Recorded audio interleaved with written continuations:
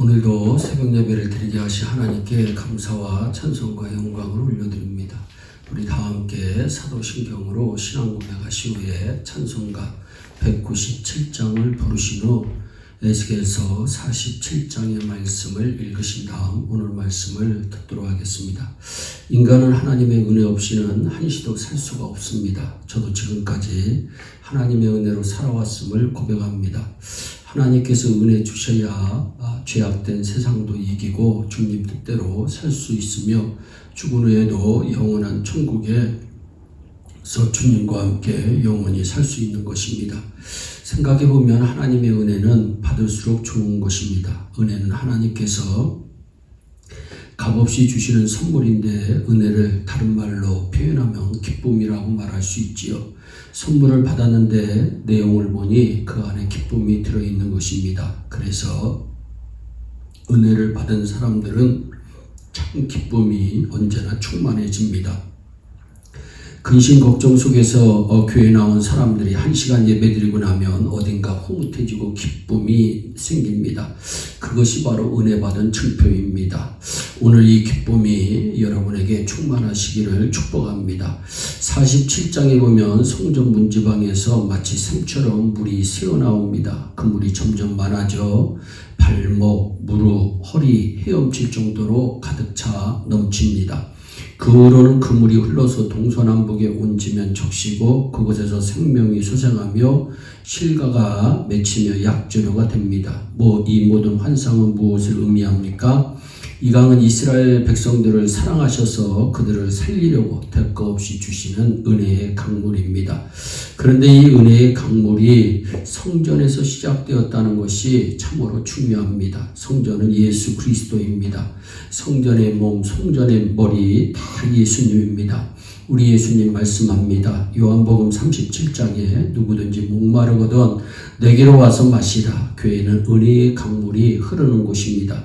그러면 어떤 은혜가 임하나요? 오늘 본문은 4가지 은혜의 단계를 소개하고 있습니다. 첫째는 발목의 은혜입니다. 3절에 그 사람이 손에 줄을 잡고 동으로 나아가며 측량하 보니까 나로 물을 건너게 하시니 물이 발목에 올랐다. 성전에서 흐르기 시작한 물은 물의 깊이가 발목까지 이른 것입니다.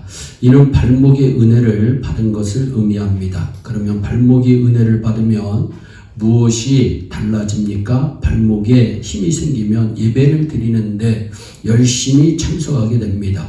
그래서 성도는 발목의 은혜를 받아야 합니다. 그러면 어느 날부터 예배에 참석하는 일에 힘이 생기는 줄 믿으시기 바랍니다.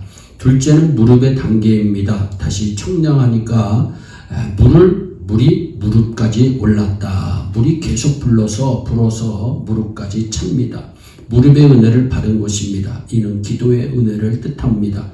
1차 은혜를 받고 나면 발목에 힘이 오므로 출석하는 열심이 생긴다면 2차 은혜를 받고 나면 무릎의 은혜 곧 기도하는 열심이 생깁니다. 기도도 은혜를 받아야 열심히 생기고 기도하지 않고는 견딜 수 없게 되는 것입니다.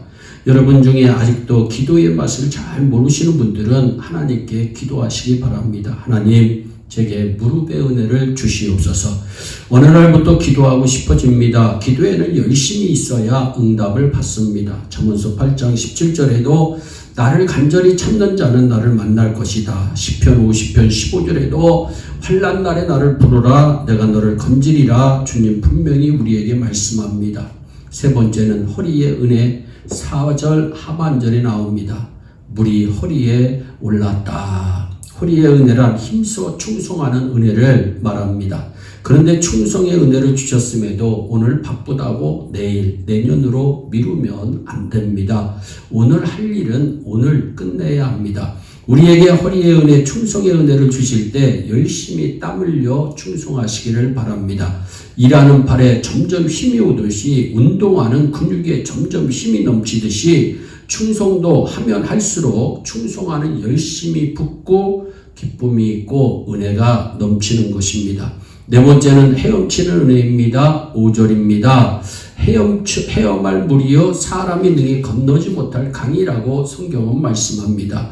이제 물이 점점 깊어져서 온 머리까지 잠기게 되니 차고 넘치는 은혜입니다. 이 큰 은혜는 곧 하나님의 사랑으로 충만한 깊은 은혜의 단계입니다. 하나님의 사랑에 강해서 헤엄치게 되니 얼마나 감동이고 감격입니까? 여기를 보아도 하나님의 사랑이요 저기를 보아도 하나님의 사랑으로 가득 차니 절로 하나님께 감사의 찬양이 나올 수밖에 없습니다.